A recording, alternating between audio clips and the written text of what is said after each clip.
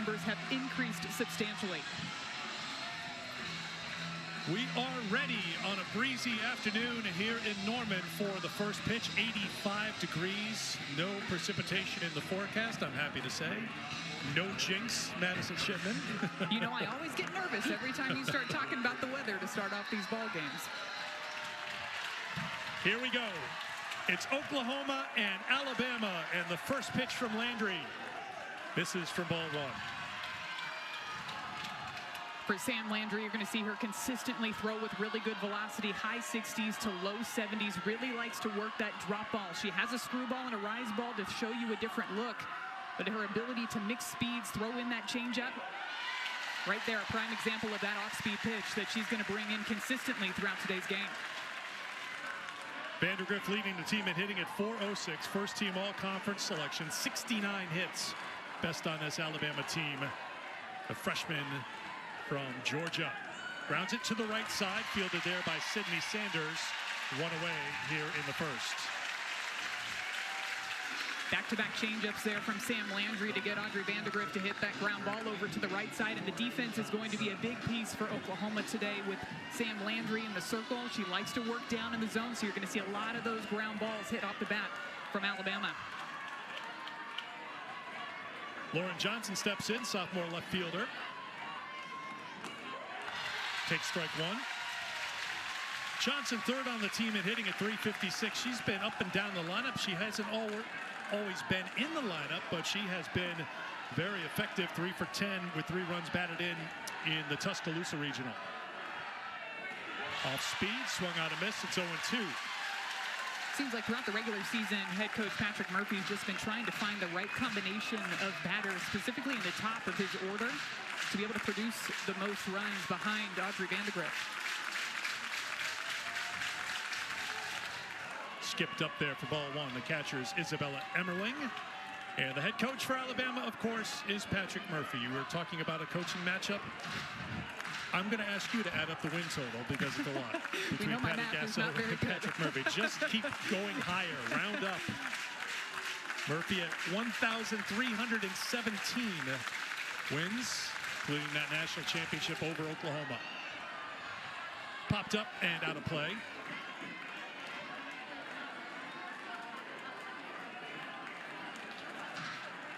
First time that an Alabama team has been in Norman. Obviously, they have a lot of experience up the road in OKC, but first time Alabama's ever played here on campus. That's off the mark. It's 2-2. We know my math skills aren't the quickest, but was that 2,980? Am I right in that range? My guess was going to be right around 3,000. Did you carry the one? I tried to. I think I had to a couple of times there. Very important to have proper comma placement because you need one when you talk about these two head coaches. 2-2. Grounded wide of third.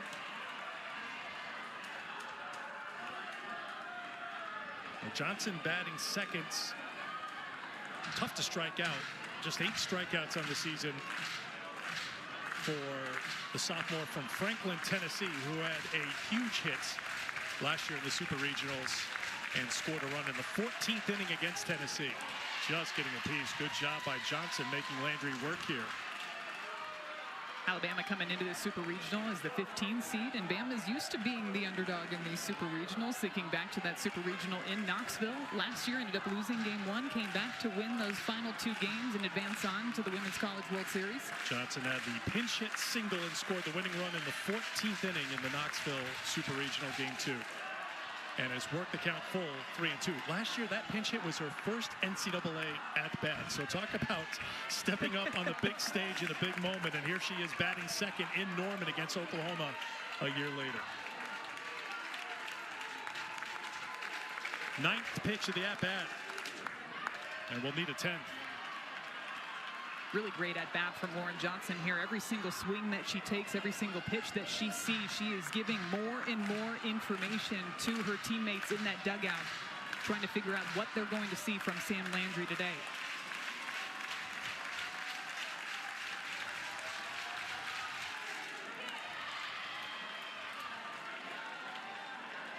And so far in this at-bat, Sam Landry's had to throw just about everything she's got in her arsenal. We've seen changeups, we've seen drop balls, we've seen rise balls. That last one looked like a 66-mile-per-hour curveball away. 11th pitch of the at-bat from Landry to Johnson. Fly ball to the right fielder. Sydney Barker out in right today for Oklahoma. Good at-bat by Johnson, but Landry wins the battle 2 down.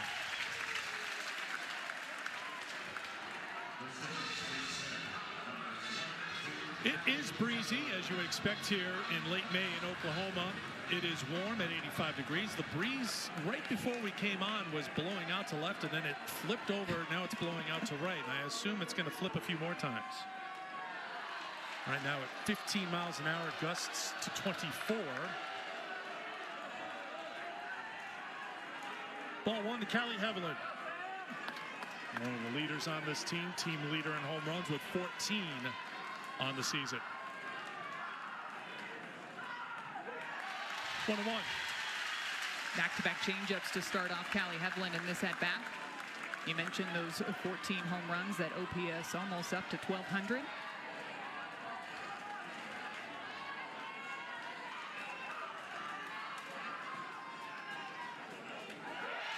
Spun in there for strike 2.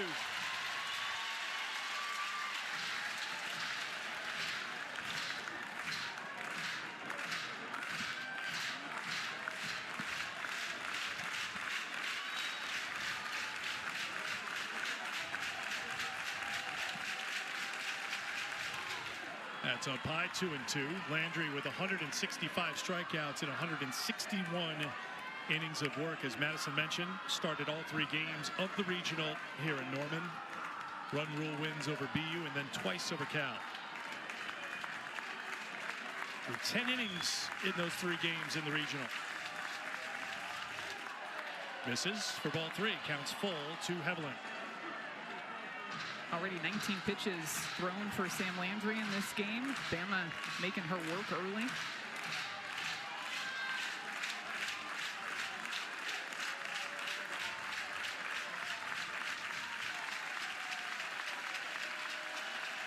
The 3-2.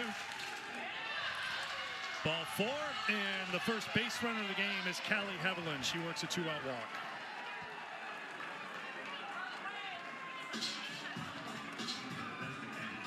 So with 2 down, they'll bring up the cleanup hitter, and today it's Alexis Papillo. Bit of a surprise here. She appeared in just 1 game in the Tuscaloosa Regional as a pinch hitting appearance and was hit by a pitch, scored a run for the Crimson Tide. So the junior steps in against Sam Landry. Played at Northern Iowa the last 2 years and swings at the first pitch and grounds it to Agbayani at second, and that will do it for the Crimson Tide in the first. Sooners coming to the plate when we come back to Norman.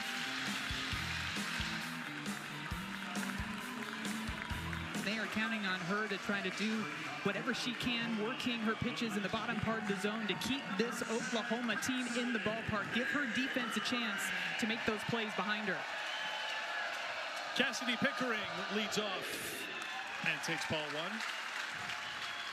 Take a look at the Capital One starting lineup for the Sooners. 48 wins on the season. They've won 16 consecutive super regional games. Pickering in the top spot. 2-0 from Brisky. So much length in this Oklahoma lineup, and it really does start with Cassidy Pickering in that leadoff spot. Moved into the leadoff spot just a few weeks ago. But she batted over 700 in last weekend's Norman Regional. 5 for 7 in the regional here at Loves Field. 3 home runs, including a grand slam, and walked 4 times. This is what to expect from Brisky today. Going to see good velocity, high 60s consistently from Brisky out there in the circle. Likes to work that drop ball to both sides of the plate, but she will work in that rise ball to show a different look so that batters can't go up there and just sit on that pitch low in the zone. Really likes to tunnel both of her pitches. So you're going to see a lot of ground ball outs along with fly ball outs on that rise ball.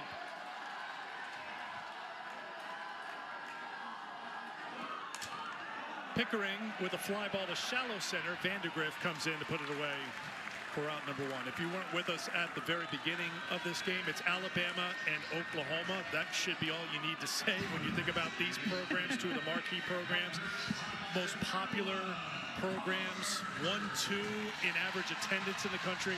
But when you think about their postseason history, Madison, it is so tight. 6-6 in the postseason. They have met in some big moments. None bigger than the 2012 Women's College World Series, won by Alabama. The last time they met in the Super Regionals was a win for Alabama in Tuscaloosa. And when we were talking about this matchup before this weekend, it surprised me a bit that this was the first time that Alabama has played here in Norman against Oklahoma. Now, of course, they've matched up in Oklahoma, playing in the Women's College World Series in Oklahoma City, but the first time that these two teams have faced each other in Norman. Not the first time they've met this season. They played an SEC series in Tuscaloosa, memorably a series win for Alabama. They took 2 out of 3, ended with a walk-off in game number 3 on the Monday night. Patty Gasso says our team learned a lot from that series. So much better after that Alabama series. That series helped them a lot. But you saw how close it's been. 6-6 the series in the postseason, run differential of 5. Talking to Coach Patty Gasso before this Super Regional, and a lot of the players too, they feel like the team is very different now than the team that faced Alabama in Tuscaloosa just a few weeks ago. Parker, we're at the pop-up in foul ground, being called for by Brooke Ellistad. She puts it away. Well, in that series, Patty Gasso's team hit 190 in the 3 games, and she said there was just too much indecision. It showed in our swings, but since then, a little bit more decisive at the plate, it would appear. Yeah, you saw them at times taking some pitches that looked like were good pitches that they could hit with authority, and then they would almost overcompensate by swinging at some pitches that were outside of the zone.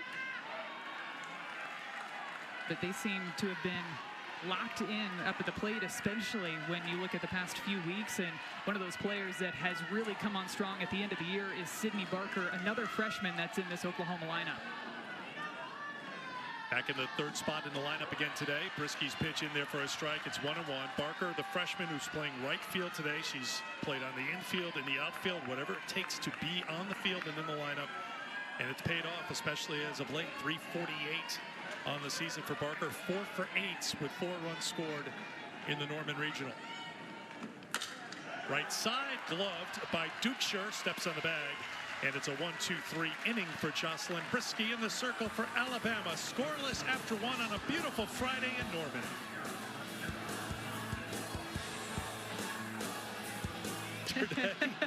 Head Coach Patty Gasso giving us a tour of the entire facility. We joked around. We said, that's like Captain Steubing giving you a tour of the Love Boat. I mean, you got the captain to take you around.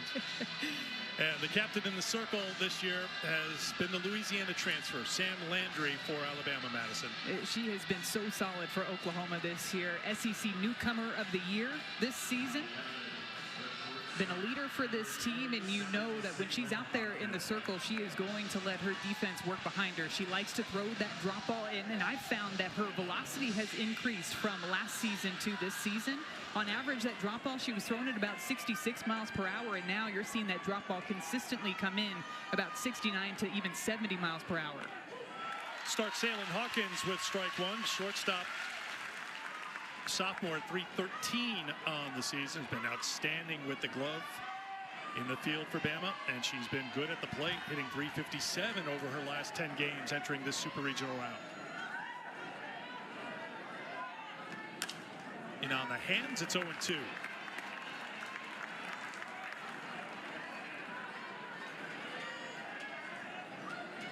Hawkins last year at 294 with Mississippi State. 2 for 8 in the Tuscaloosa Regional with a couple of runs batted in and 3 runs scored. That's out of play. Alabama as a team, Madison. Virginia Tech was the number 2 seed at the Rhodes House. At 239, they had only 1 home run. But if Alabama is going to advance onto the Women's College World Series, the formula has been play clean in the field. Your pitchers are going to put into play and manufacture something on the bases and protect that lead. Hawkins sends one foul. Feels like that's what has to happen here. They got to be clean and no free passes from the pitchers. Completely agree with you. It's going to come down to the pitching and the defense for Alabama, and that's where you've really seen them improve over the past several weeks in the season. There was a point in the year where their pitching staff was giving up a lot of free passes. They were making a lot of errors on defense, but they've cleaned things up as of late, and that's why they've made it here to the Super Regional round. Hawkins spoils a good pitch and stays alive. Just 3 errors for Alabama in the field in the last 12 games. That'll give you an idea how tight it's been out there, and they were trying just to manufacture just enough at the plates.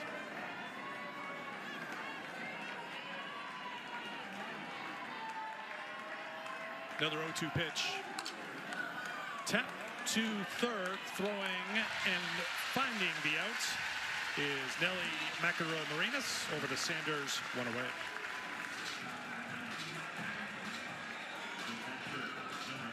Patrick Murphy's team began with a run rule win, 8-0 over Jackson State.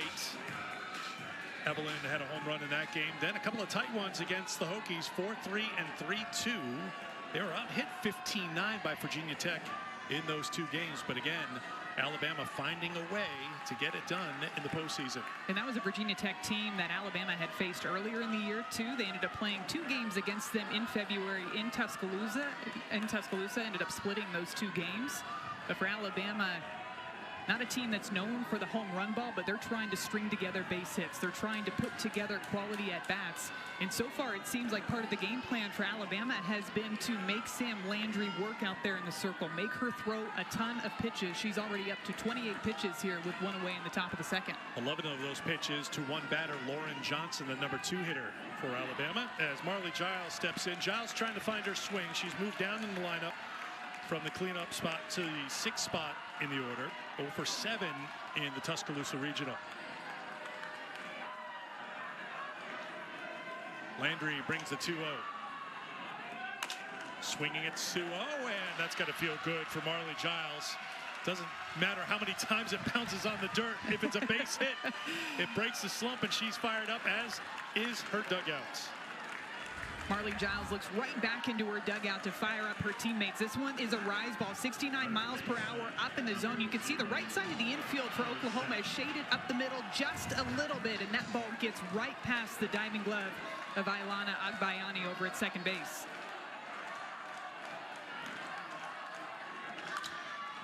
Bunt laid down. Landry, excellent fielding pitcher, flips over to first to retire Elistad. 2 down. Giles over to second. And this is where the timely hitting is going to come into play for Alabama. You get a runner on board. You use the sacrifice bunt to move that runner over into scoring position. And now Abby Duchscher steps up to the plate. A batter that batted higher up in the order at the beginning part of the year. You saw her a lot in that 4 spot because of the power that she has when she's up there at the plate. And you know Alabama would love to see some of that pop off of her bat here. Duchscher 297 on the season with 7 home runs. Squibs the first pitch. That could roll back. That's not going to have enough juice to get there. It started going that direction. Thinking about it, yes. Even made Abby Duchscher take a couple of steps out of that batter's box just to make sure. Definition of a cue shot in foul ground. One of those 7 home runs, Madison, to your point, hit a 2-run home run in game 2 of the Oklahoma series. So she's had success against the Sooners this year, down to the count 0-1 here in the Supers. 1-1.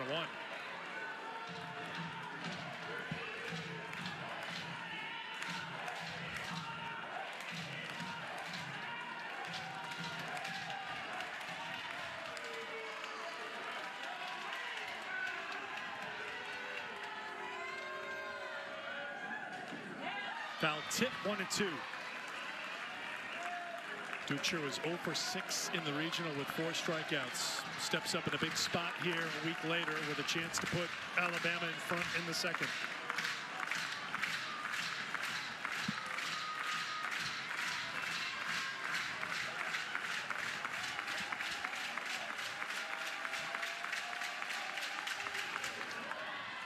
Two and 2.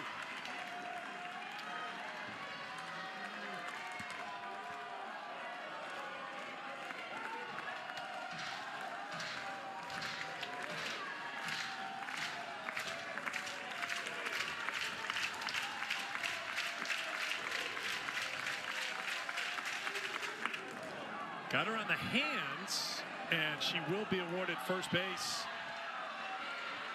Giles is down at third. She'll have to be sent back to second base. And now Patty Gasso wants an explanation from the plate umpire, Michael Hernandez. Take another look at this here to see where it hits Abby Dukeshire. Does it get her on that left hand?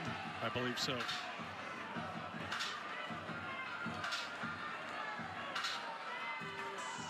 Pretty close there. Maybe just on the bottom part of that left hand. Patty Gasso is checking with her coaching staff. And now the umpiring crew. The ruling on the field is a hit by pitch that has been challenged by Oklahoma and will be under review.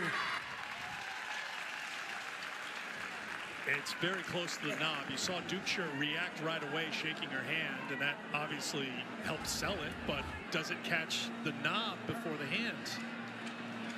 And I'm looking, too, to see where this ball is. Is that ball in the batter's box? Because if it's outside of the batter's box, you can't lean outside of the batter's box and then get hit by the pitch. But so hard to tell there. Does it hit her right on almost that pinky? You know, just looking at that shot right there, Madison, you can just tell, like, look how much space there is from the outside of the batter's box to where her feet are. So she's up on the line. Right. And the catcher, Emmerling, is just kind of going straight up in the zone. She's not really moving in at all. I think it catches her hand. I don't think it hits the knob from that angle. Do you? Do you see the pinky move? You know, the pinky right there, that left pinky right there. Is it hitting right off of the top of that hand? Also important to note that the call on the field was that she was hit by a pitch. So you're looking here for that indisputable video evidence to change what the call was on the field. And if you're just joining us for this round of the NCAA tournament, this is a video review being handled by Centralized Replay in Pittsburgh. So they're the ones deciding what the call is here. The umpires who you see there on your screen, two of our four-member crew, they're just waiting for what the decision is from Pittsburgh. They don't have a say in it at all. The only say they'll have is making the announcement, which Robbie Guest will do here momentarily.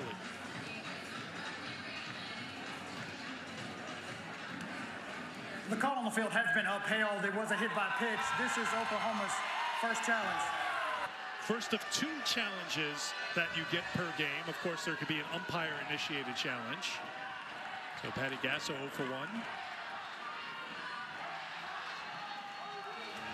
I think you go for it, too. I think you go for that challenge. It was a very close play, and I know it's early in the ball game, but this feels like a big moment in this game. Here's Larissa Pruitt with 2 on and 2 down. Ground ball, right side, Agbayani, and that will do it for the Alabama threat here. You've heard of singing in the rain. Of course, dancing in the rain is what 2012 was for Alabama, the memorable final. Alabama beating Oklahoma for the SEC's first national championship. Jackie Traina, SEC Pitcher of the Year that year, Women's College World Series Most Outstanding Player for the Alabama Crimson Tide. Kayla Bro, who's on the coaching staff for Alabama this year, part of that 2012 national championship team.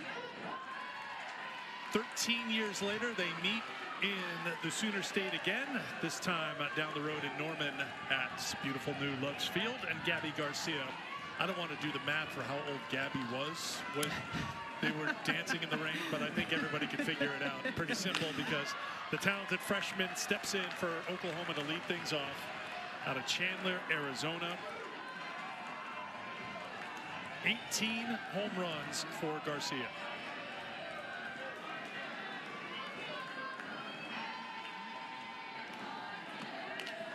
One and 2, Brisky ahead in the count to Garcia. Garcia was 3 for 7 with a couple of home runs, 4 runs batted in the Norman Regional. Of course, she and her teammates had a pretty memorable SEC tournaments. She had that walk-off home run. I could say so. That's out of play. I thought it was interesting yesterday when you were asking Gabby about hitting. She thought she was going to be all-glove light hit for this Oklahoma program. I'm paraphrasing, but she didn't think she was going to be a power hitter, back cleanup for Oklahoma. Yeah, she thought she was going to be more of a table setter for this offense, which is hard to believe with her 18 home runs this year. Ooh, she gets hit by the pitch there. Fired up as she turns back to the dugout, tossing her gear as she runs down that first baseline.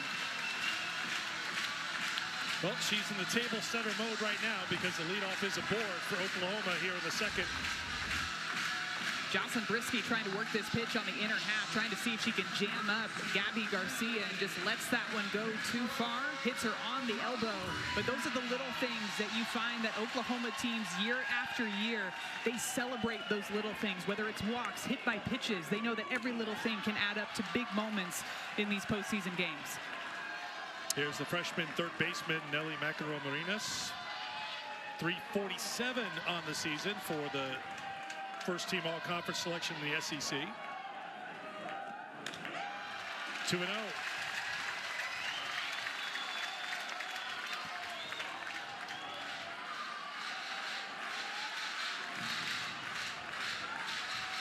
"110 home runs as a team for Oklahoma this season. 8 last weekend.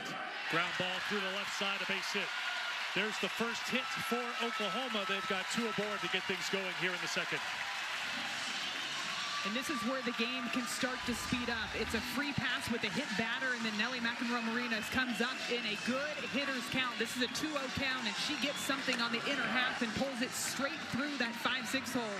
And now all of a sudden you're feeling that Oklahoma momentum start to build in that third base dugout. 4th hit of the NCAA tournament. Strike 1 to Sydney Sanders. Senior at first base today at 296 on the season. She's in double figures with 11 home runs.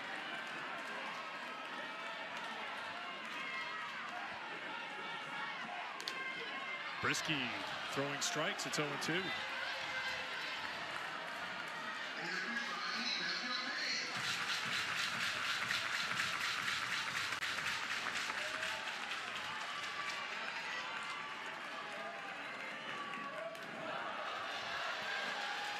Really nice grab by Marley Giles back behind the plate.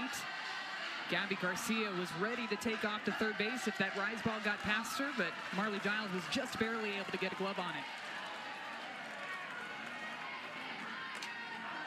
That's out of play.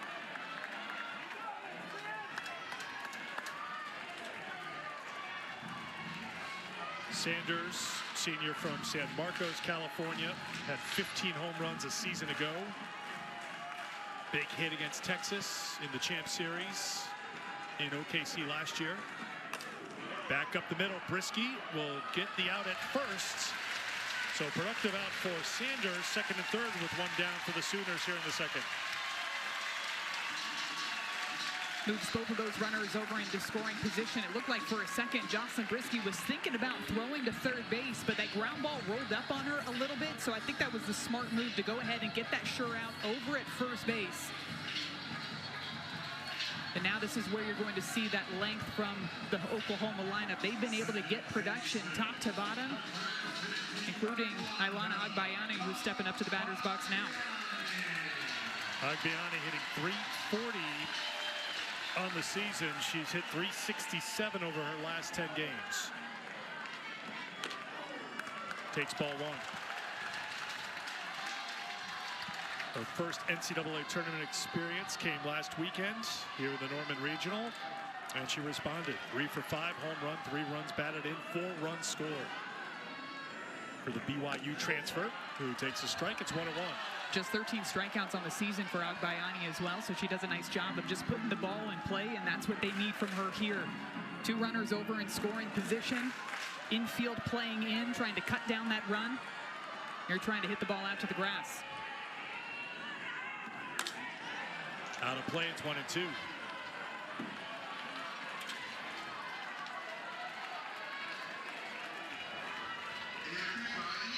Feels like a moment when the Alabama defense needs to step up. The free pass issued to Garcia on the hit by pitch to start the inning. We talked about how good this defense for Alabama has been down the stretch. Brisky does it herself. It's in the dirt with first base open. Giles throws on to Dukeshire. Huge out as Jocelyn Brisky gets the strikeout, 2 down. And just like we were talking about, just the 14th strikeout on the season for Agbayani. Look at the movement on the drop ball. She had been throwing rise balls early in this at bat and then goes with that down pitch. Such great late bite on it. And that's a huge strikeout and a big moment for the sophomore. Ball one to Isabella Emmerling, the catcher, who bats 8.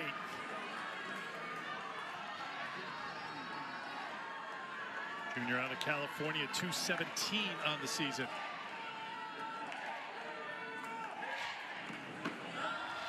Two 2-0. Brisky was outstanding in game 2 of that regular season series against Oklahoma at the Rhodes House. Went the distance, gave up just 2 hits and 1 run, and picking up the victory. One of 17 wins she has on the season. And a quick conversation with her head coach, Patrick Murphy, jogging out to the circle. And I guarantee that just quick conversation from Coach Murphy was because Brisky found herself behind in the count again, 2-0, the same count that she found herself in against Nelly McEnroe-Marinas right before she hit that base hit out to left field. When you get into these types of counts, you know that hitters are going to be even more aggressive because they assume that you're going to bring a strike in there. That was a healthy cut by Emmerling. Yeah, I think Isabella Emmerling was trying to send that one out over the stands in left field.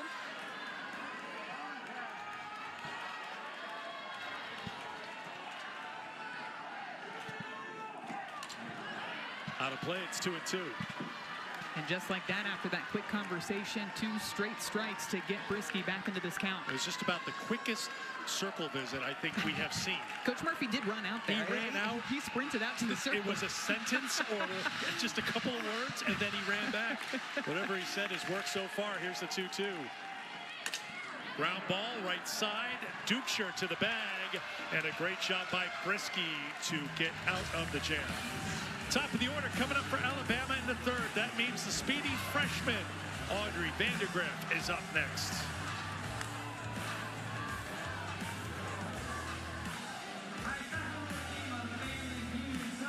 Days away, coming up on Thursday up the road at Devon Park in Oklahoma City. One of the spots secured. Texas Tech will be in Oklahoma City. That's where they were a couple of weeks ago when they captured the Big 12 Tournament Championship behind the arm of Nigeri Kennedy. And Nigeri did it again. 2-hitter yesterday and a home run against Florida State in Tallahassee. Then she throws a 3-hitter today as Texas Tech gets the sweep. And they're on to the World Series for the very first time. You and I had the opportunity, along with Danielle Laurie, to call that Big 12 championship game where Nigeri Kennedy was throwing against Arizona. Now a team that she was facing for the 4th time in the season. And it was one of the most dominant pitching performances I have seen all season long. The command of every single one of her pitches, the rise ball, the changeup, it just felt like every batter that she was facing was falling behind in an 0-2 count. 0-2 the count to Vandergrift, leading off for Bama here in the 3rd. That's out of play. Kennedy was battling injury for a good chunk of the season, not at 100%. Just the 2 of us sitting there, she looked on. If that's not 100%, if she's got more, maybe that's what she brought out to Florida State. Vandergrift fouls it off while she was in the box, so she continues to battle. You saw some of her accomplishments. This SEC first-team selection, hitting .406. Entering play here today, grounded out her first time. On base at a .507 clip. And look at that resume for a freshman. Some of the times where she doesn't have to use her speed, she does have 6 home runs this season. And what stands out to me are the teams that she's hitting home runs against. She hit a home run against Oklahoma, UCLA, Texas A&M, Missouri, South Carolina. Those are some top teams across the country. Yeah. LSU. That's set to foul ground and out of play. Now, I'm sure she still jogs around the bases fairly fast, or sprint speed around the bases on her home runs, although she doesn't need to. Top 3 finalists for the NFCA National Freshman of the Year Award. That's how good she's been. Talking herself up for this 1-2. Off the plate, it's 2-2. It's a really good take in a 2-strike count, too. I like that location for that changeup away to try to see if Sam Landry could get Vandergrift to bite at that pitch.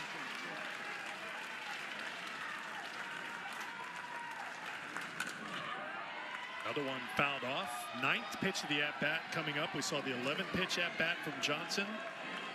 Landry had thrown 37 pitches in the first 2 innings. You can see she's up to 45 now here in the third.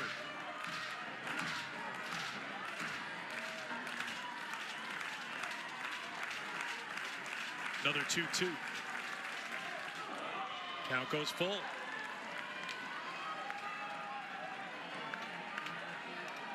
It's a big pitch here for Landry because if Vandergrift gets on, you know she's got the green light to steal second.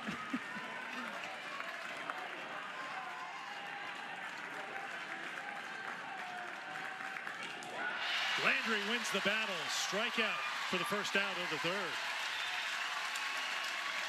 A little bit of a hesitant swing from Audrey Vandergrift there, almost as if she was anticipating she was going to see another one of those off-speed pitches, those change-ups, but instead it's a rise ball located a little bit lower in the zone, so it's a pitch you have to go after, but because she was disrupting her timing with those off-speed pitches, that's where that hesitant swing came in. You can see from the side, it's kind of that emergency hack kind of look, just I need to try to spoil this pitch. Yeah, you're throwing barrel out there just hoping to get a piece of it. So that was a double-digit at-bat for Vandergrift. Johnson had the long at-bat before flying out to right, facing Landry in the first. 0-2 the count to Johnson.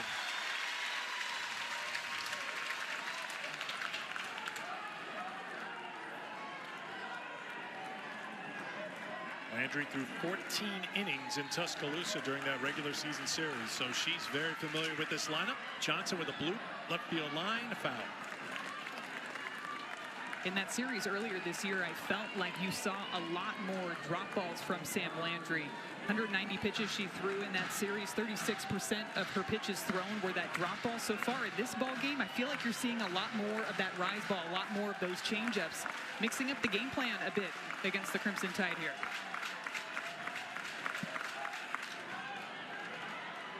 So is that part of the plan between Landry and pitching coach Jen Rocha, just to, look, we've played this team 3 times already, and they've seen you throw 14 innings. We've got to go a little deeper into your repertoire? It's all part of the chess match between the pitcher and the hitter, the pitching coach and the hitter.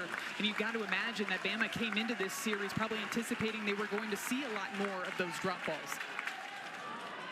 And so from an offense, you can go up there and hunt that pitch low in the zone. And what's a way to flip the script on the offense? Well, it's to throw some of your other pitches. Throw the rise ball that still comes in with really good velocity. Throw more and more of those changeups so that you can get some of those hesitant swings and just see how Alabama is able to adjust throughout the first few innings of the ball game. Ground ball to the shortstop, Gabby Garcia, over the first, 2 down. Well, you talk about great defense. How about the middle infields for this Alabama team? Garcia, SEC All-Defensive Team. Agbayani, SEC All-Defensive Team.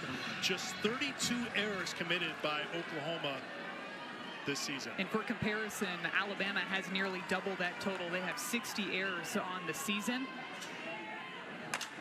This is hit well to left, and it's sinking quickly, and it's one hop off the wall. Hevelin rounds first, slides into second with a 2-out double.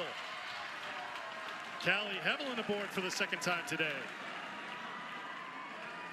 This pitch came in right around 65 miles per hour. Looks like the drop ball out of the hand of Sam Landry. And look at the way that Callie Hevelin's able to get underneath this pitch. It actually gets a bit of topspin on it, so that's where it dives down really quickly towards that left field wall. Either way, Callie Hevelin able to make it in there for that 2-out double to try to extend this inning.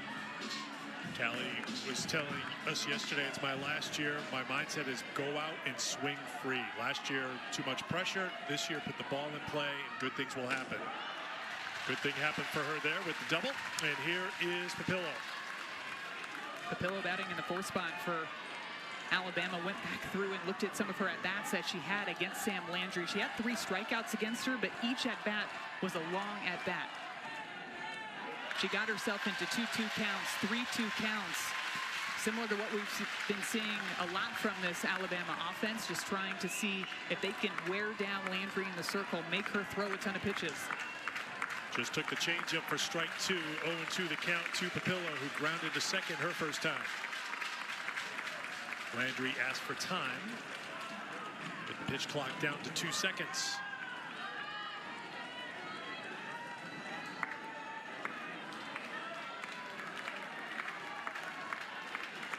Now ready with the 0-2 pitch.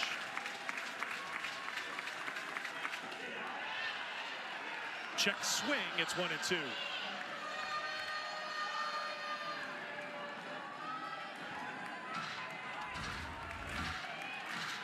Take another look at it here. Watching it live, I thought she held her swing. Good call there.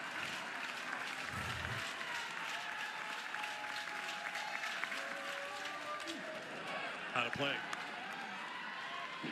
Just going back a little bit to the Oklahoma defense. Of course, when we think about Oklahoma teams over the past 5 years, you think about the home runs, you think about the wins, but I think a big contributing factor to their success is the consistency that they have on defense. They're just not a team that hurts themselves defensively. In the dirt, blocked by the catcher Emmerling on cue. Good play there to prevent the runner taking third base. Well, they do everything right. It's not just hitting all the home runs. The fundamentals are there. They play good defense. They don't run into outs. They don't give you extra outs and make mistakes and hurt themselves. They make you pay for your mistakes. It's those instinctive softball plays that they're able to make throughout the season and in the biggest moments in these postseason games. Grounded to the right side. Sanders handles it and will step on the bag to retire the side. We are scoreless after 2.5 here in Norman. We'll talk with the Alabama head coach Patrick Murphy next.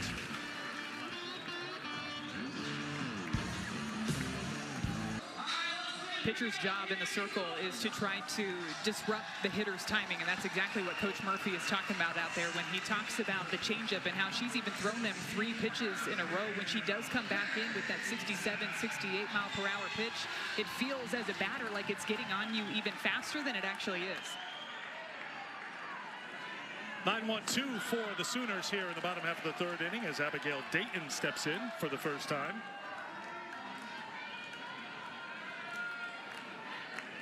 Dayton spent time in the leadoff spot this year. 3 for 5, 4 runs scored in the Norman Regional. Trying to turn the lineup over. And she's ahead in the count 2-0.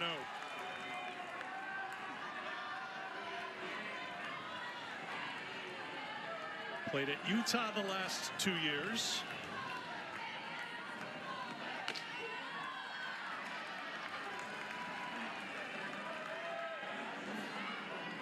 Hit leadoff 29 times this season for the Sooners as Patty Gasso is mixed and matched in her lineup right through last weekend in the NCAA regionals here in Norman. 2-2. All of these head coaches still tweaking things, trying to find the best combination of batters and lineups and defenses to put together to win these ball games. There were different lineup combinations last weekend, but they still as a team hit 444 with 8 home runs, 28 hits, 16 walks. Some big home runs too. A lot of their home runs, especially from the left-handed batters, going out to the opposite field, going out towards left field. Pretty good swing there by Abigail Dayton on that foul ball straight back. Well, Gasso continues to say this team has not peaked, but she's starting to feel something, and it's pretty exciting. And she said, my job now is just to stay out of the way. And that's what she did with that great group of players who wrapped up their careers last year. Look at Dayton in the number 9 hole, fired up, earning the walk. Leadoff is aboard for the 2nd straight inning for Oklahoma. ESPN Sunday Night Baseball will be in Queens this weekend. Dodgers and Mets in the finale of their 3-game series. That's at Citi Field Sunday night, 7 o'clock Eastern time on ESPN, ESPN Deportes, and also on ESPN Radio. Pickering swings at the first pitch, sends it to deep center field. It is out of here. Oklahoma, 2-0.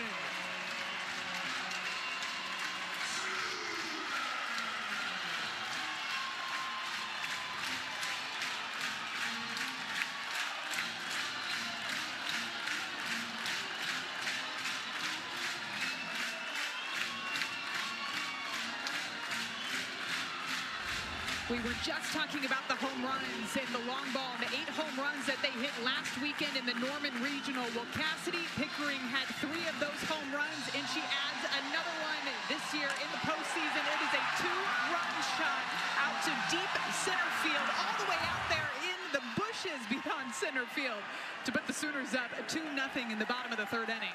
First pitch, she goes after it. She has a plan. She gets what she wants, and she does not miss. 246 You wanted to know feet. how far it is from that spot at home plate to those flowers. It's 246 feet because Cassidy Pickering just hit her 18th home run of the season to that spot. Made a dent in the hill out there with that shot. I think someone else's home run may have taken out one of the flowers there because, you know, there's that little spot there. And now if you're Ella Parker, who's up to the plate right now, you just go ahead and you hit it past center field, past the flowers, and you park it outside of the stadium. The home run she hit last weekend. Or Parker it. This time it'll be a base hit center field. That was 285 feet, by the way, in the regional. This is a base hit for Parker.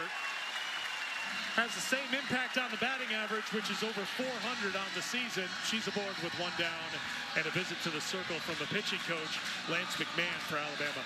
Just how quickly things change in this game. First time through the order, Oklahoma wasn't able to push a run across, and then the walk by Abigail Dayton to start off this third inning, and the pitch following to Cassidy Pickering. She blasted out of the ballpark, and it's followed up by Ella Parker with that base hit back up the middle, and you could just feel this stadium absolutely erupt with that ball off of the bat.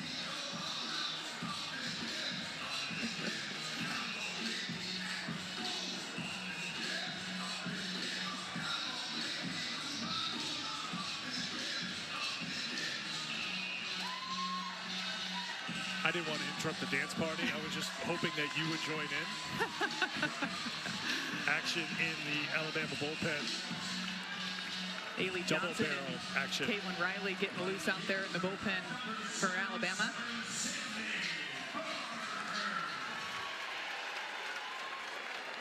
Sydney Barker takes ball one. Barker grounded out in the first. So 1-2-3 inning for Brisky in the first inning. In the second, she hit Garcia. McEnroe Marina singled. And you just heard Patrick Murphy tell us that it took one good pitch to get out of that inning. And Brisky worked out of the jam with second and third and one out. Got a strikeout and a ground out. But trouble from the start here in the third. Dayton with the walk. Pickering swings at the first pitch and hits her 18th home run of the season. Now Parker aboard with a single and Brisky behind in the count 2-0. Make it 3-0 to Barker. And that's where Brisky's struggles have really happened in this bottom of the third inning. It's falling behind early in the count. That walk to Dayton, she fell behind 2-0. Pickering went after the first pitch. Ella Parker, even in her at that first pitch of that at-bat, was a ball, and now she's behind again. 3-0.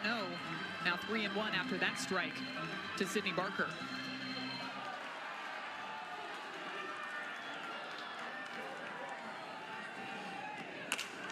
Grounded to Dukeshire, steps on the bag. They need the tag at second, and they get it. There's that Alabama defense.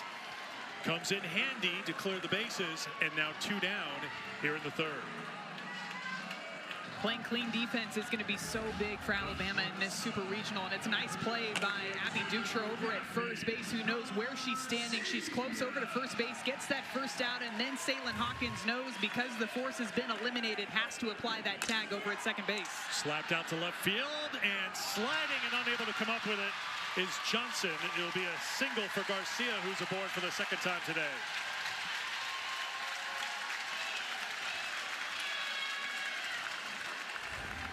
Garcia hit by a pitch in her last at-bat. This time gets a pitch on the outer half of the plate off the end of the bat. It looks like Lauren Johnson's going to have this one. Just misplays it a bit. Maybe hits off of the heel of her glove rather than landing in the pocket. But either way, you're seeing some of that fiery competitiveness again from Gabby Garcia over at first base. Here's McEnroe Marinas, who singled her first time up.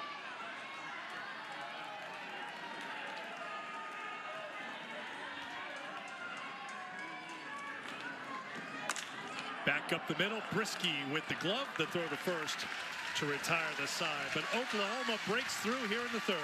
Cassidy Pickering's 18th home run of the season puts the Oklahoma Sooners on the board here in this Norman Super Regionals. The Sooners have the 2-0 lead.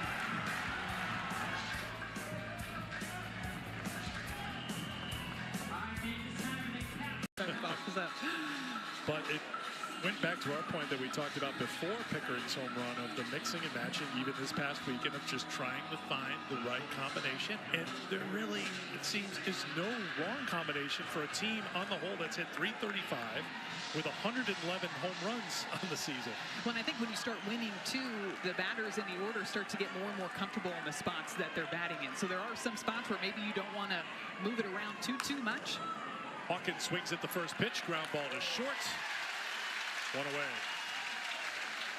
But it can be a game changer when you do have somebody like Pickering in that leadoff spot that has so much power that can set the tone right from the first batter of the ball game.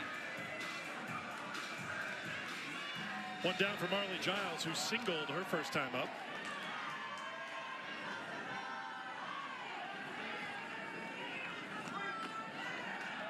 Ball one. Talked about Giles' struggles in Tuscaloosa and that base hit in the second inning, bringing back maybe the good times for her. She was 10 of 16 at the plate before the start of the NCAA tournament, including 7 of 8 at the plate in the South Carolina series to close out the regular season in the SEC. And she's one of those hitters that can really get on some good streaks offensively. It can go up there and see the ball as big as a beach ball, and this is the time that you need to do it. And she's somebody that has some pop in her bat too. 2-1. Has 5 home runs so far this season.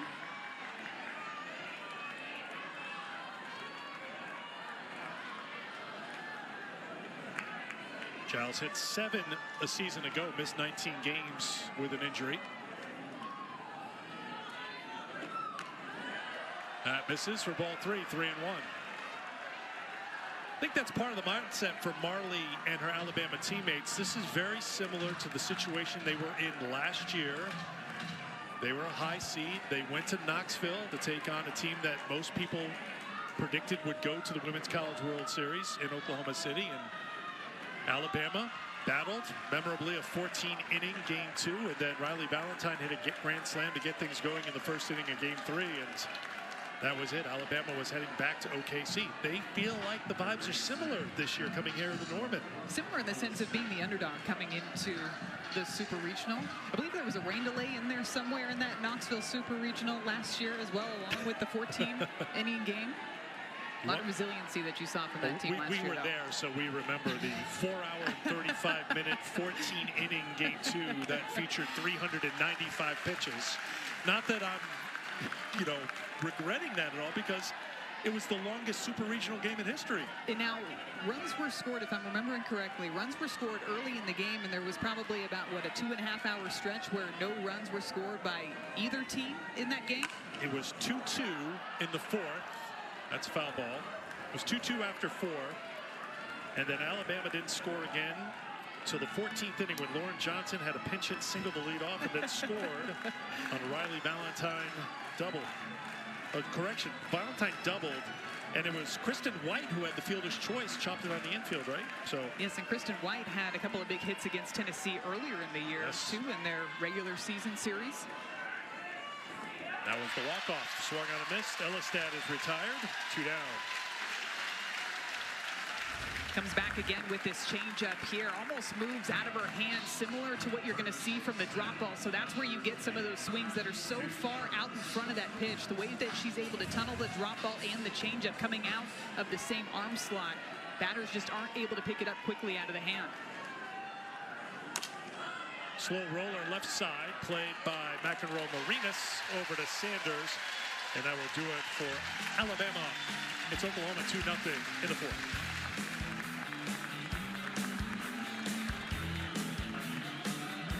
Here, Nebraska ended up winning that ball game 7-1. Jordy Ball hit a home run off of Carlin Pickens, so that one should be another great Super Regional between those two teams out there in Knoxville.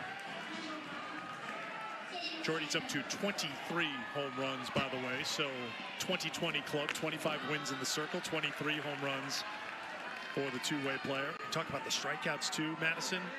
Ball with 270 strikeouts and 186 innings pitched. Same number of innings for Pickens, 252 Ks. So they'll be bringing the heat in Knoxville after we're done here in the Oklahoma Heat. And up at the plate, too, Jordy Ball with just 14 strikeouts up at the plate with those 23 home runs, 26 walks in there. Her numbers this year, video game numbers, 475 batting average. Sydney Sanders pops it out of play. It's 2-1.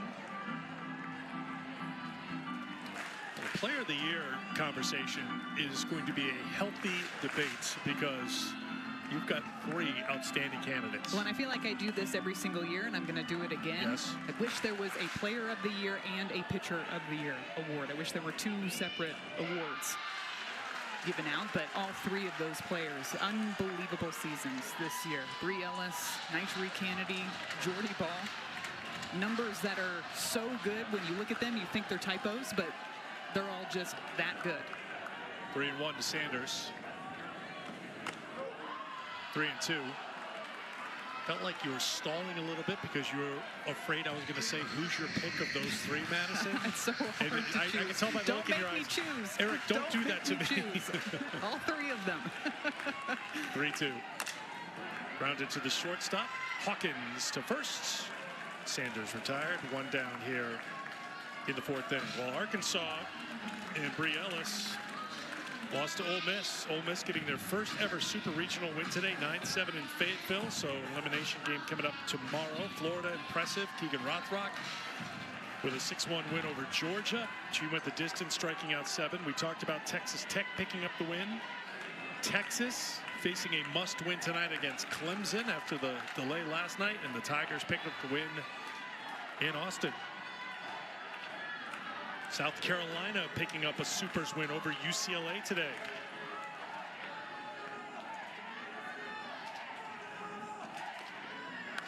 And then late night in Eugene tonight, Liberty and UO.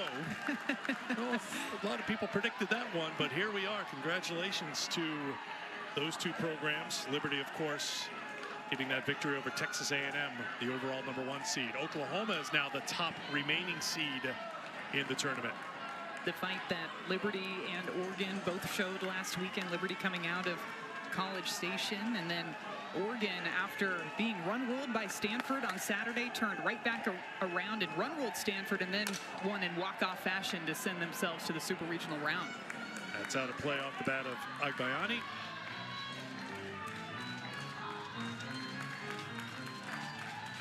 Two and 2 to the junior. Struck out her first time.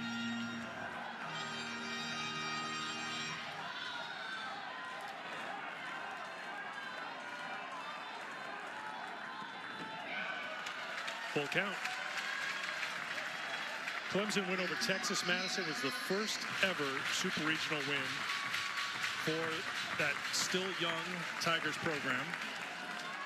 Another milestone for John Rittman's team. Ground ball to the right side. Hevelin plays it. 2 down. And Clemson team's a team that has really impressed me this season too. A lot of freshmen, a lot of new faces for that program, and they played a tough schedule right at the beginning of the year. They were tested early, and now they're playing their best softball of the year. You and I were there for that midweek in Knoxville, where they had the defensive double play to end the game. That started their current 11-game winning streak. That's how good Clemson has been down the stretch, winning the ACC tournament, and now a win away from their first trip to OKC. A lot of young players, whether it's Macy Cintron, a 2-way player for the Clemson Tigers, Julia Noller, just a sophomore for the Tigers, Marion Collins, Taylor Pipkins, a couple more freshmen for Clemson this year, Maddie Moore, a senior for that squad, leading the way for them. They've had a lot of different players step up in big moments for that team, especially through that 11-game stretch that you're talking about. It was Jamison Brockenbrough out there in center field that caught the ball, the line drive in center, threw the ball to second base for that game-ending double play in Knoxville. That's out of play. 2-1 the count now to Emmerling. 2 runs in the 3rd for Oklahoma on a 2-run home run by Cassidy Pickering, her 18th home run of the season, tying her with Gabby Garcia for the team lead. 111 home runs as a team, 9 in the NCAA tournaments. Emmerling checked her swing. It's 3-1.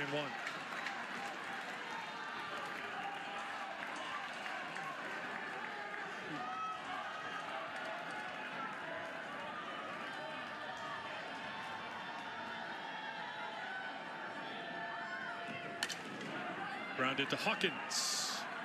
Brisky tosses a 1-2-3 inning in the fourth onto the fifth in a 2-0 game.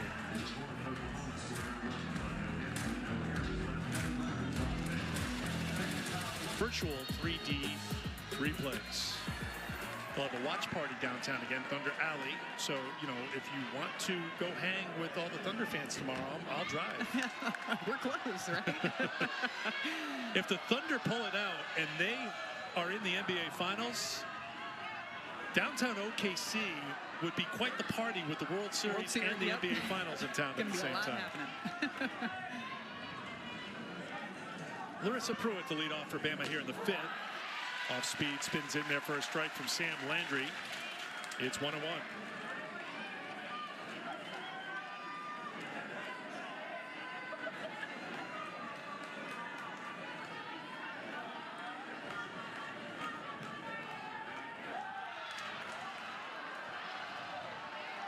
Came back with another one of those changeups. That one maybe just missing a little bit high in the zone. That's something we've seen from Landry throughout today's ball game, going back to back with those changeups, even back to back to back with that off-speed pitch. In on the hands, tough hop for Garcia, not in time, and Pruitt showing some speed to get down the line with an infield single to start things for Bama here in the fifth. Those are the plays where the speed can really make a difference, because Gabby Garcia over at shortstop, there's nothing else that she can do on this play. She even tries to throw it on a one-hop over to Sydney Sanders over at first base just to get it there that much quicker. But the speed of Larissa Pruitt is able to just beat out that infield single. Here is Vandergriff, top of the order here for Bama. Vandergriff with the bunt. Remember, she's got elite speed. Well done by Landry to get the out at first. Moving on to second is Pruitt, one away. A couple of times in this ball game now, Alabama's been able to execute and move a runner over into scoring position. It's just a matter of coming through with that timely hit. But this is the part of the order that Alabama wants up with a runner in scoring position. They want Lauren Johnson up and the on-deck batter, Callie Heavlin. Here's Johnson, 0 for 2 today. Swung on a miss.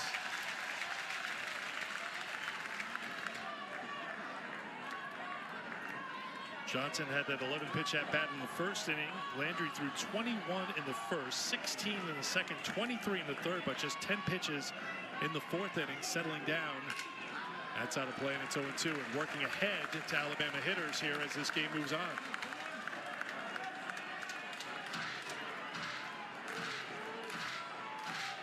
Opponents hitting just 199 against Landry this season, with a whip just north of 1.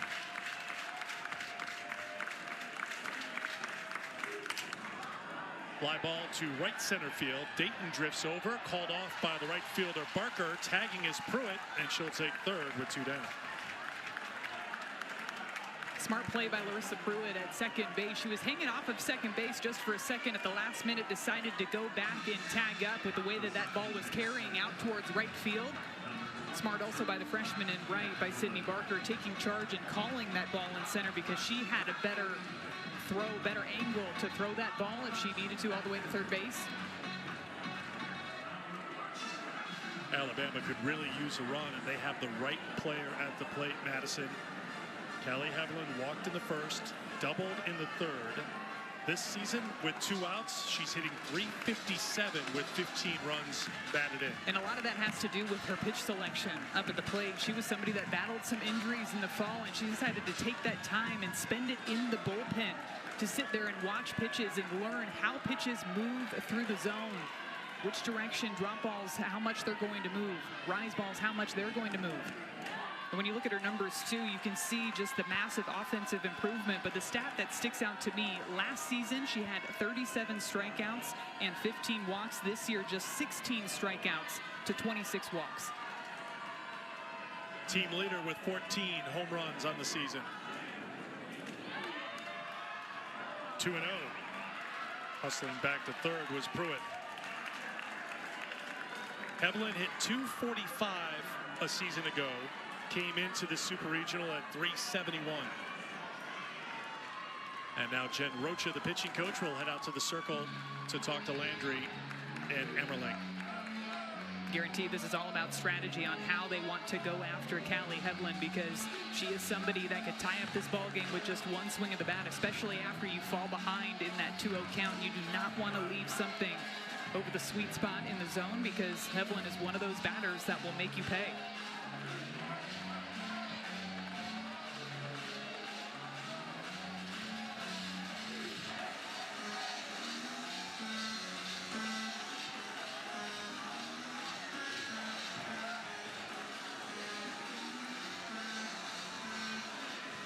We'll see what Callie Hedlund decides to go after here in this good hitters count. Heard Coach Patrick Murphy telling us earlier in the ball game that they had to pick a speed. They had to pick a pitch that they wanted to go after. Do they want to go after the high velocity stuff, or do they want to go out there and sit a changeup?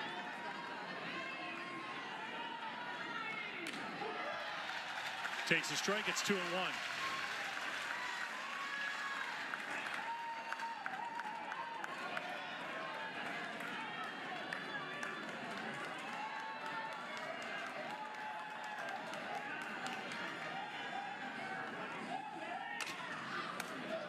Foul ground, long run for Barker and for Sanders. Drops in, and it's now 2-2, and this Lovesfield crowd should get a little louder with 2 strikes and a runner on third here in a tight game here in game 1 of this Super Regional.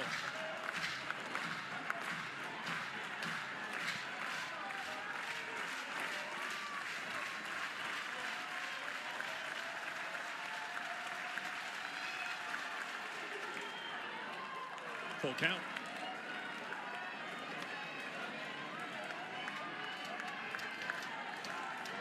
Fourth time today that an Alabama batter has worked the count full against Sam Landry.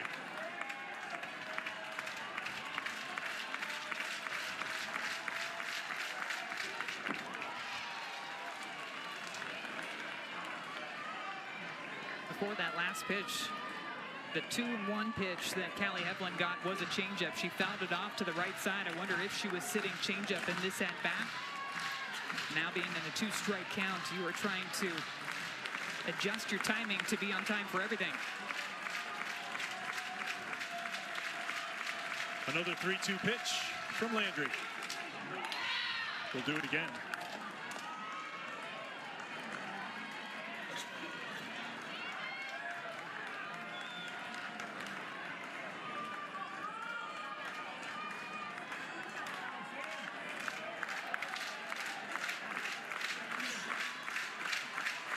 Eighth pitch of the at-bat. Landry gets the strikeout to retire the side.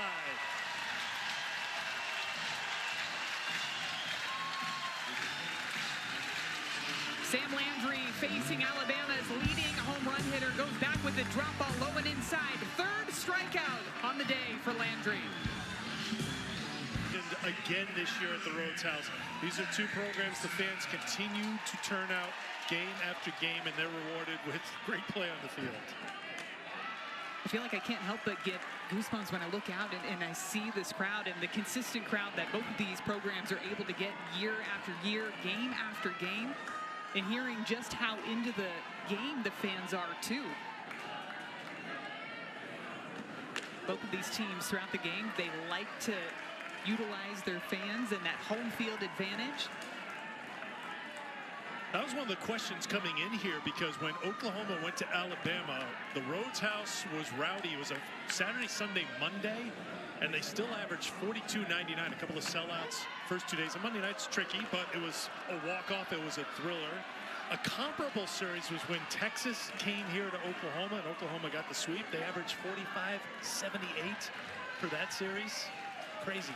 And it's an adjustment too when you're out there on the field and you hear the crowd, and all you can hear is the crowd. And that's something that Coach Patty Gasso talked to us about after that series at Alabama, how the team felt what it felt like to be in that type of hostile environment. Yes, what teams experience when they come here to Loves. In on the hands, and that's just foul. Now, of course, it's such a fun environment for players to be in, but it is an adjustment. The crowd is really loud, and especially in Tuscaloosa, and I'm sure the same thing here. I did play on this field here at Loves Field, as that ball just barely misses down that line, a couple of inches foul. You played down the street. I did play down the street at the Women's College World Series in Oklahoma City. And you played at Marita Hines. Did play at Marita Hines, yes, I did play at Marita Hines. When was the last time you played there? I knew you were going to say that. Yes. My career ended at Marita Hines. What a career it was, though. Three-time All-American.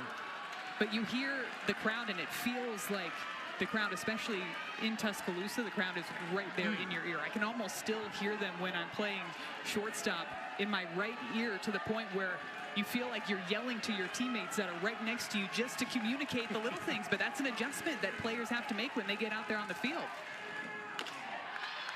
And I'm sure the same goes for playing here at Loves Field when you have so many fans just surrounding the entire field. They probably feel like they're right on top of you when you're out there on the infield. Alabama head coach Patrick Murphy took a couple of steps out of the dugout, wanted to know where that last pitch was. It was called a ball. Misses, headed towards the gap in left center field. Short hops off the wall. Dayton digging for second. It's a leadoff double. She's aboard for a second time today.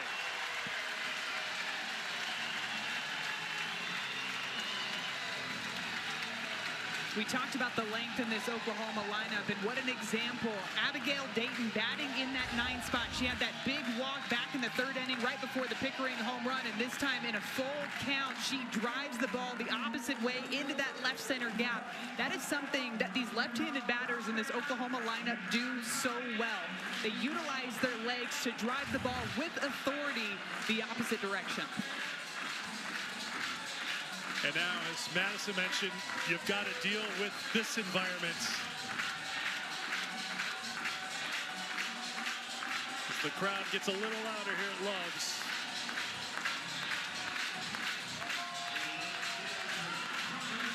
I'm pretty sure these fans have been dancing since the very first pitch of this ball game. Back to the top of the order for Pickering. Hit her 18th home run of the season to account for the game's runs back in the 3rd inning.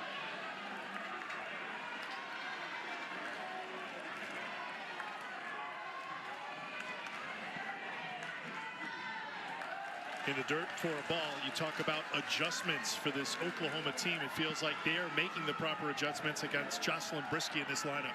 When I looked back at the game in the series that Oklahoma played in Tuscaloosa, the pitchers for Alabama really were working the outside part of the plate.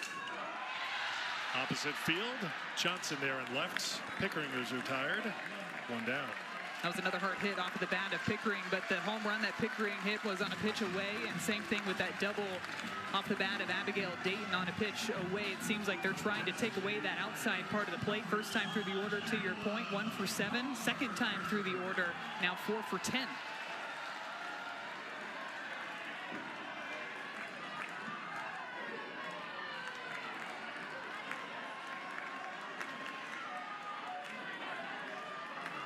Ella Parker's 1 for 2, singled her last time up.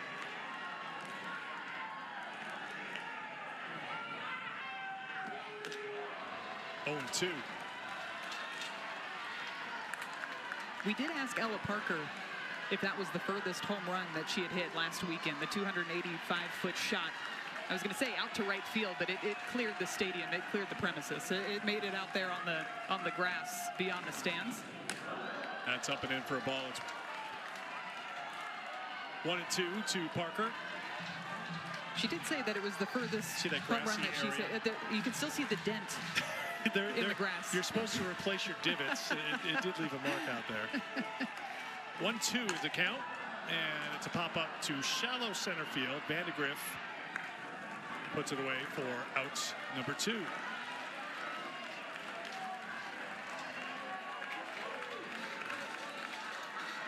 I'll bring up Sydney Barker, who's 0 for 2 today.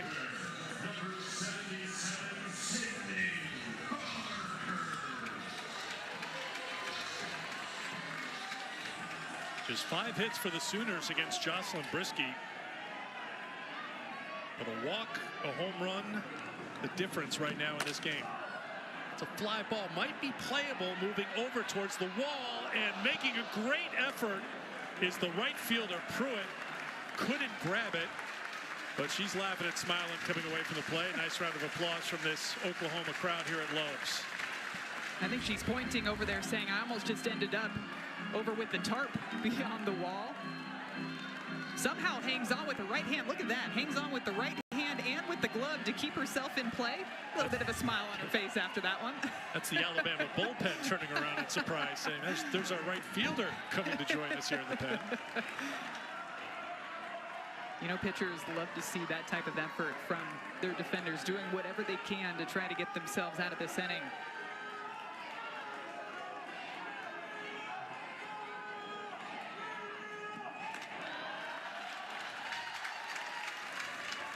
Couple of ground balls to the right side in the first 2 at-bats for Sydney Barker.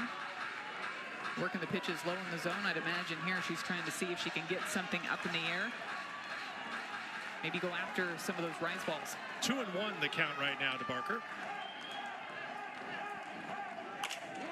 This is going to get down for a base hit. Being waved around is Dayton. It's an RBI for Barker, and it's a 3-0 lead for the Sooners.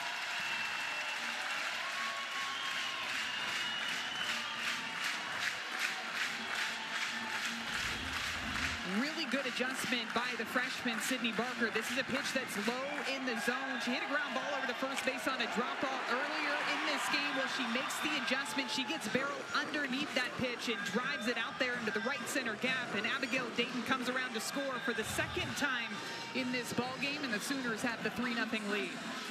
Hannah Core will come on and run for Barker, who picks up her 32nd RBI of the season.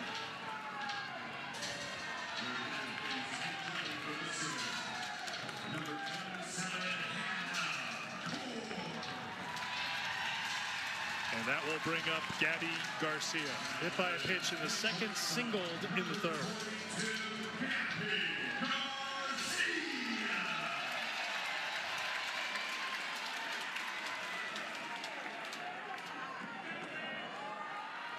Madison Shipman, we always like to joke how you like to get into the weeds about hitting. You took it to new lengths trying to look up Gabby Garcia's swings in high school, doing internet searches, and you came up pretty empty. Yeah, I was unsuccessful in finding video of Garcia's high school swings. That's gloved by the second baseman Hevelin. The flip over to Dukeshire to retire the side. Fine play by Callie Hevelin. Oklahoma adds a run. They're up 3-0 after 5 in Norman.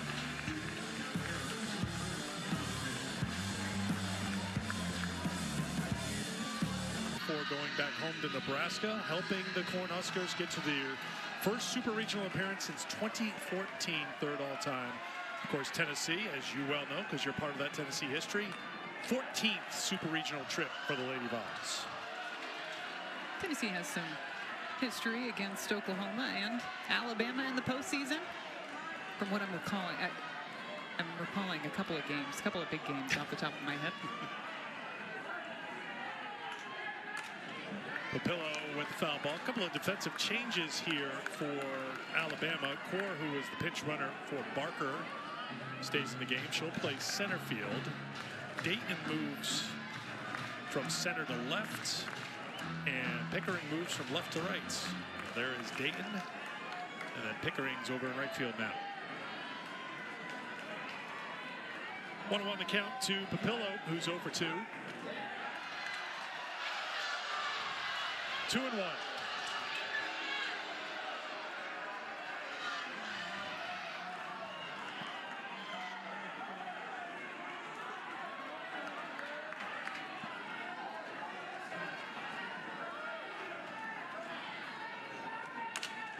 Grounded, fair ball. Papillo down into the corner, rounding first, heading to second. She'll be in safely with a leadoff double. Another example of a batter getting into a good hitter's count. This is a 2-1 count for Alexis Papillo, and she gets a rise ball up in the zone. You can see the angle of her barrel. She is trying to get on top of that pitch. What that tells me is that she went up to the plate hunting the rise ball. She was looking for something in the top part of the zone. She gets it, and she drives it hard down that right field line to get something going for the Crimson Tide in the top of the 6th.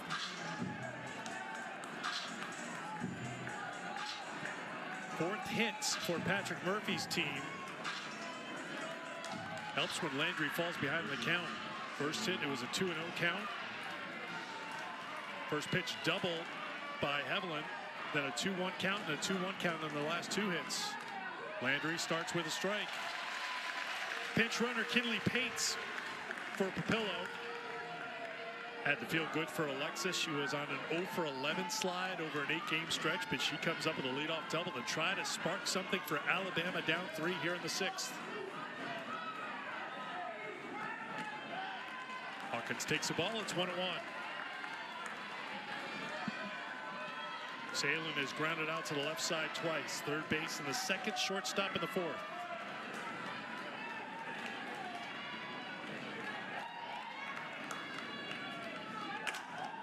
Lined foul, and it's 1-2.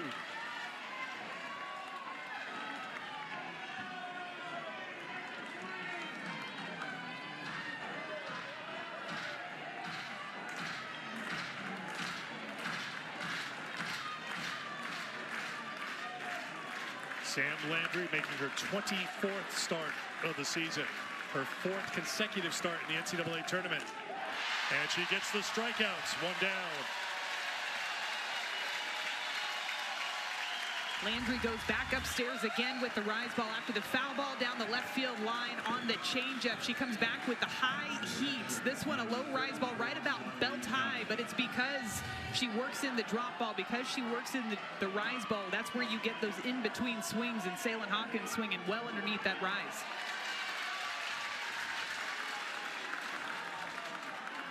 First pitch strike to Marley Giles, singled in the 2nd, walked in the 4th.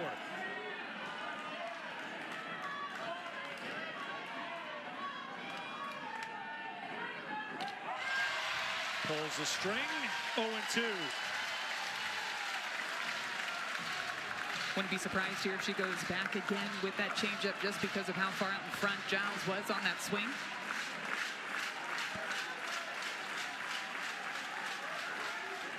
She does, gets the strikeout.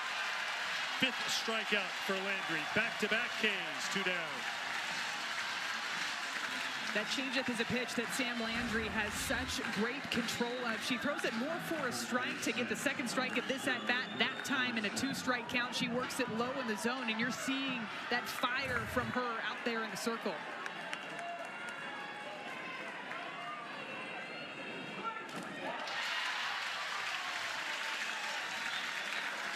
Strike 1 to Elistad, who's 0-for-2 with a strikeout today. Leadoff double for Papillo, but back-to-back strikeouts for Landry. Slow roller to 2nd. Agbayani, and Landry gets out of the jam. Pitching a shutout through 6.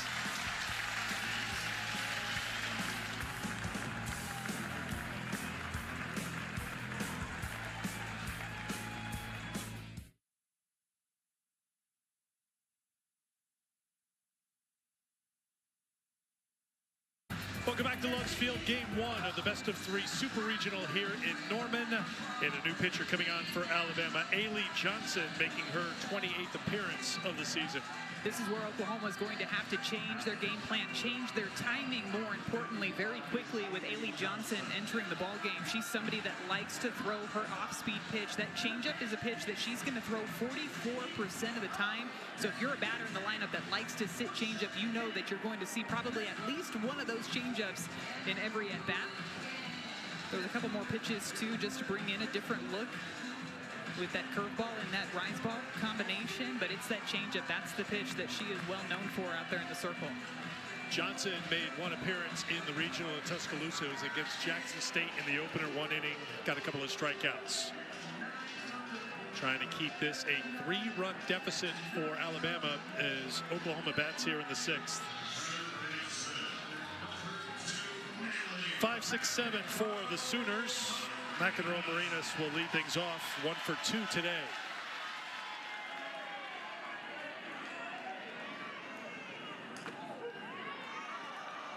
Strike 1. Jocelyn Brisky went 5, gave up 6 hits, 3 runs. They were earned. 1 walk, 1 strikeout. This is hooking down the line, but foul. Felt throughout this game, Jocelyn Brisky had some really big moments, some really big pitches. The times that she got into trouble, though, was when she was falling behind in the count. That walk to Abigail Dayton to start off things in the 3rd inning, followed up by that first pitch home run by Cassidy Pickering. Not a ton of mistakes, but when you're continuing to fall behind to this Oklahoma offense, that's where that momentum shifts in their direction. Strikeout for Johnson to retire McEnroe-Marinas. 1 away. Gave up the 2-run home run to Pickering in the 3rd. The walk was costly. We said among the keys for Alabama to pull off the upset here in Norman. No free passes. And then the leadoff double for Dayton in the 5th. And after a couple of fly balls, Barker came through with a 2-out single for the 3rd Oklahoma run. Sanders batting with 1 down here in the 6th.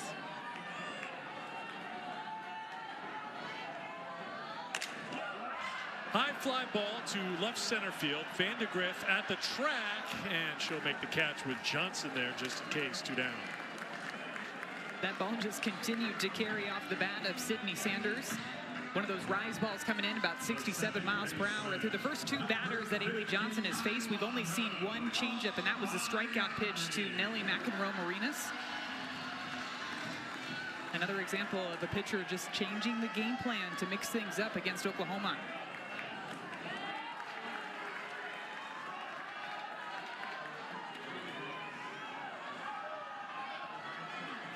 Agbayani 0 for 2, struck out in the 2nd, grounded out in the 4th.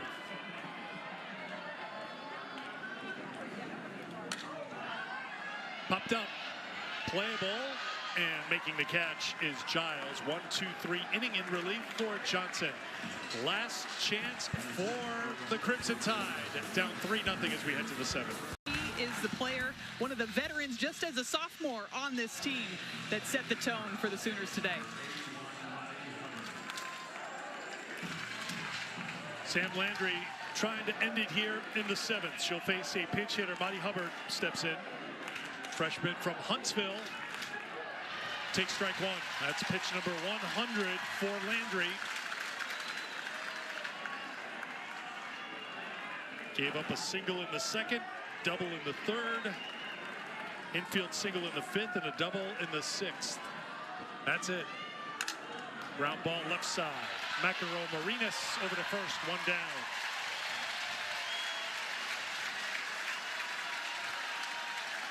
This has been a game, too, where, yes, Sam Landry has had a few strikeouts, 5 strikeouts so far on the day, but she has relied on her defense to be able to make those types of plays behind her. Nellie McEnroe-Marinas so solid over at 3rd base, making that play look easy, but they know they're going to see a lot of those ground balls when Sam Landry's in the circle. By my count, 12 ground ball outs today for Landry as she starts Pruitt with strike 1. 1 for 2 today, reached on an infield single in the 5th.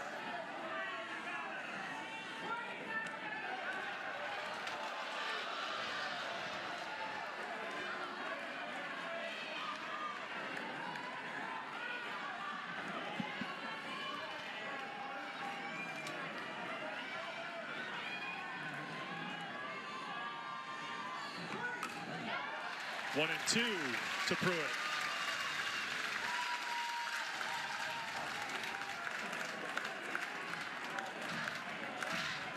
When we're done here in Norman, we will get you to Knoxville for Nebraska and Tennessee. 1-2 to Pruitt. Soft liner to center, coming on and making the catch is Core. 2 down.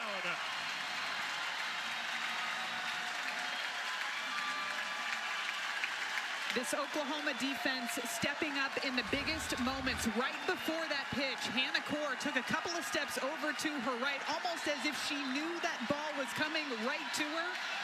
Gets a great read on that line drive off of the bat.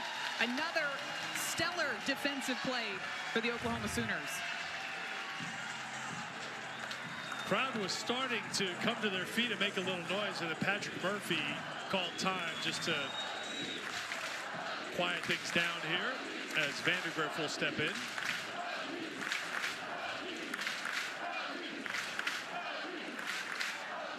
Just wanted to get his lineup card. Probably just a better move just to try to quiet things for the moment for his freshman to step in. Who grounded out in the first, struck out in the third, sacrificed in the fifth. 2 down here in the 7th.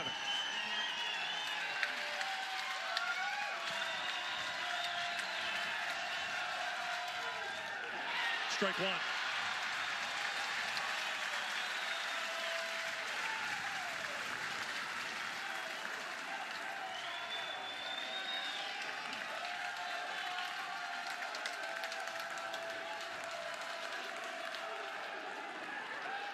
One and one.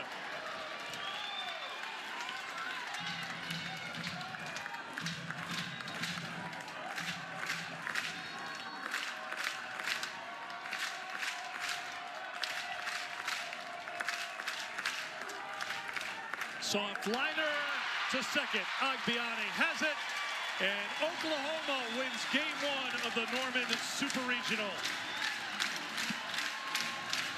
It is their 17th consecutive Super Regional victory, the first shutout for an Oklahoma pitcher since 2018 against Washington. Sam Landry tosses a gem. It's a complete game win for Oklahoma today. They got great pitching in the circle from Sam Landry. She got timely outs, made big pitches when she needed to, when Alabama had some runners on board. The defense stepped up, made the routine plays, made the exceptional plays, and they got the timely hitting. Cassidy Pickering up in that leadoff spot with the big 2-run shot to put them up, and then Sydney Barker, a freshman who stepped up big in this lineup too.